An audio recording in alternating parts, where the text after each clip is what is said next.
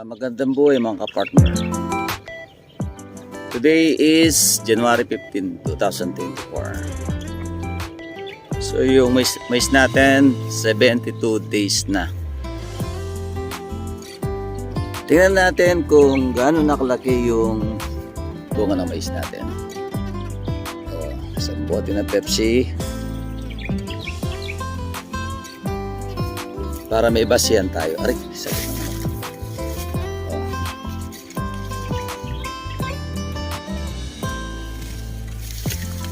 Natin.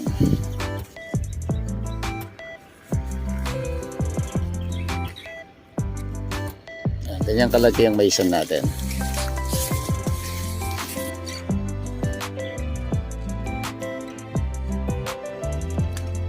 Malalaki na. So,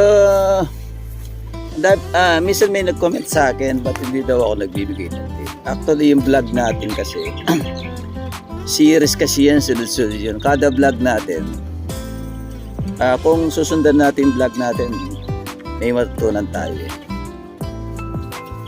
So mahirap kasi ng manghula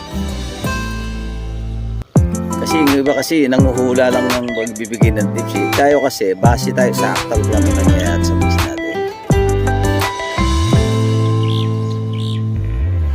So ano senyales na para maging malaki ang bunga ng mais natin? Number 1, kailangan mais natin matatangkad. Sinabing matangkad kasi di naman tatangkad ang mais kung kulang sa nutrients, kung kulang sa sustansya. Yun, number 1 tips. Pangalawa, siyempre kailangan maganda yung bini natin, magandang klase.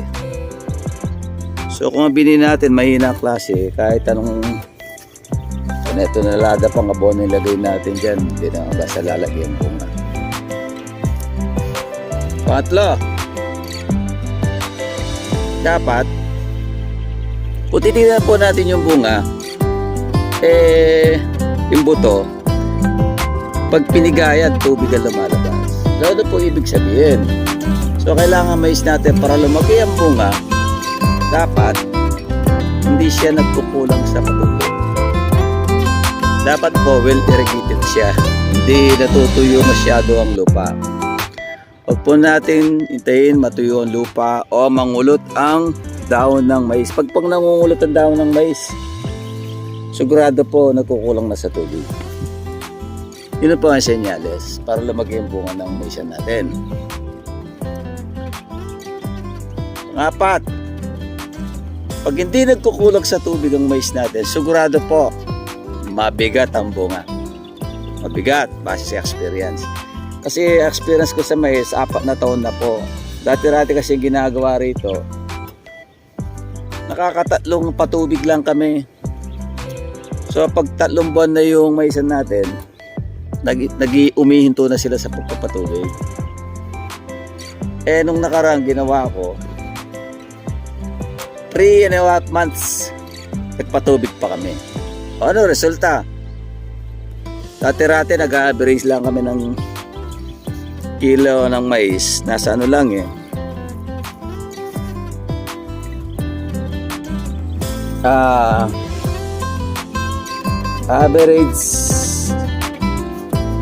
average kilo sa isang kaban. Dati maabot lang kami ng 65 eh. Nung nakaraan 75 kilos per bag. Tingnan natin 75 kilos per bag. So yung kagandahan ng papatubig po natin, 3 buwan kalahati pagpatubig pa. Yun ang technique. Okay, morning.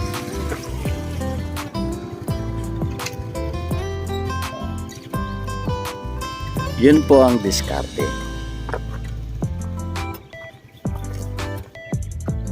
Di po maisa natin, kung titignan po lupa, nakatatlong patubig na po kami, kasapa, masama-sapa.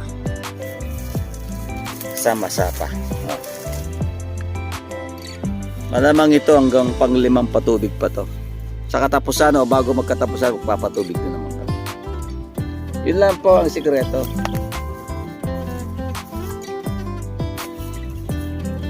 Kailangan po, hindi puro abono. Kasi yung iba kasi abono ng abono, hindi naman nagpapatubig. Yan ang mangyayari sa mais natin. Diba?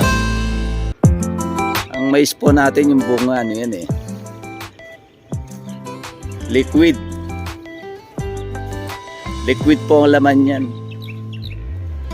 So, para lumaki ang bunga, siyempre, kailangan kumain din ng liquid, ng tubig. So, again na sa likod.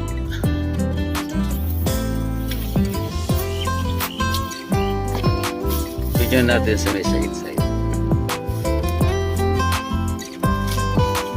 Okay, wala pang senyales na tinitira ng mga daga. Ano nakaraan, tinitira ng mga daga ito eh. Lalaki ng bungo. So, base sa kamay. Tignan niyo po, nagsandang kalo. Wala lalaki.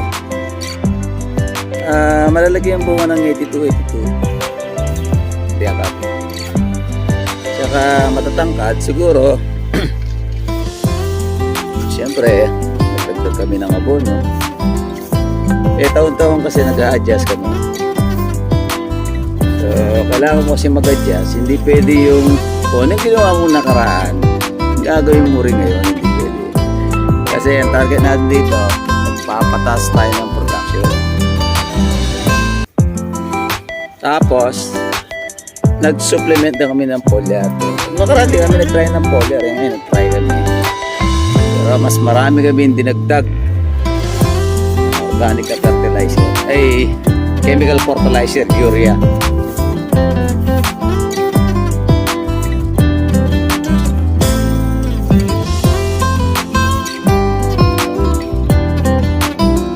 Pagkado. Super pagkado ang mga mais natin.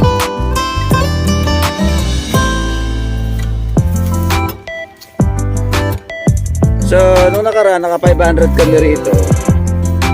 Actually, yung lupa namin dito, hindi naman pa-fertilize eh. So, kaya nagdadagdag kami ng abono. So, abono lang talagang katapat tsaka. Hindi naman lalaging mais kung nagkukulang sa abono eh. Hindi siya tatangkad. Kailangan, gusto mo pang tumaas ang production mo, dagdag ka ng abono. Tapos, tamang pagpapatubig. Hindi lang naman sila. Pag mais nagkulang sa tubig, ay, tiyak, hindi tatangkad dyan. So, kailan lang nagpatubig dito, natutuyo na naman. Madaling matuyo kasi malaki na yung mais. Nakasurf ng tubig. Tingnan natin pa.